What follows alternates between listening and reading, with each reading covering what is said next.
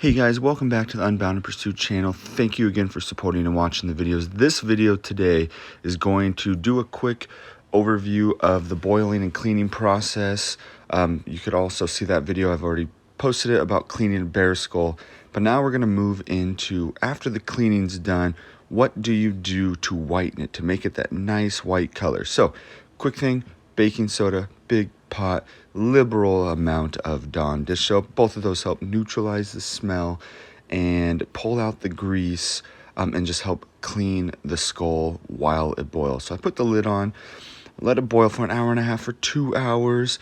When that meat starts coming off, pull out that pressure washer, start going to town. One thing I realized is you really want to make sure more and more meat is cut off in the beginning.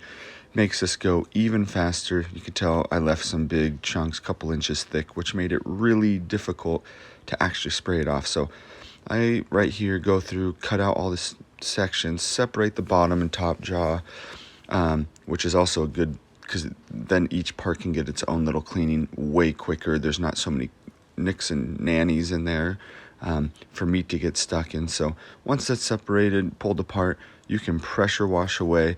And really, if you let it in there for 2 hours of actual, like a small rumble boil, rather than putting it in when the water starts and cold and then 2 hours, it's going to go a lot faster. The skull does not get soft. Here, don't hit it with a screwdriver and knife like I did. I forgot. Actually use a drill bit, drill into those ear canals, and then use the screwdriver to pop those out. Boom, bottom jaw gets done pretty fast. So now I'm back in. I like to put it in for an extra half an hour once it's done being sprayed, just to get a little extra cleaning. Then spray it one last time. You might have to use some sort of block to protect it from going all over. So there it is. That's the whole boiling cleaning process in a nutshell. There's a video. But then you're going to get the clear hydrogen peroxide and the cream, plastic wrap, a little container, and a brush. So I like to lay out some paper, some cardboard. You mix it to about a 50-50 paste. You take your brush, brush it all over the skull.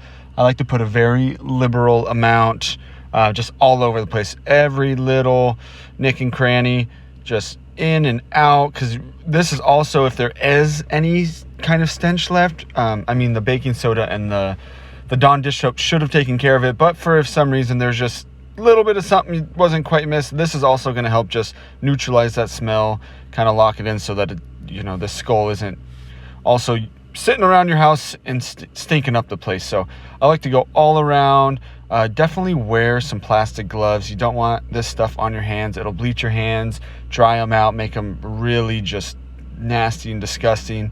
So take your time, go all around. Using those gloves are going to help protect your fingertips and whatnot. By the time you get all done, you're like, oh, I might have missed a spot. So I just, hit it all one more time, put a little extra bit because it starts to dry already. So go on, make sure that there is plenty. And once I've done that, that's when you're going to take that plastic wrap. And that plastic wrap is going to help the process of whitening, because the air that gets to the skull is going to affect the dry time. It's going to affect how white it gets. So by trapping those chemicals inside and keeping the air primarily out is going to help really let that stuff soak into that skull and really bleach it a very, very bright white. So yep, go ahead and paint each piece, the bottom jaw and the main part of the skull, plenty. And then go ahead and wrap it in that plastic wrap, and then give it a day. About 24 hours is what I like to go, and go ahead and check it again. And if it's not to the whiteness of your liking, sometimes I'll hit it with just, some light grit sandpaper, just kind of go on some of those dark spots, just very, very lightly, and then repaint it. Or sometimes I'll just repaint it with this solution again instead of doing the sanding. And I mean, usually if you did a good job cleaning and you got everything off and you sprayed it really well and you rinsed it, it's going to be great after the first coat here. So it depends how picky you are.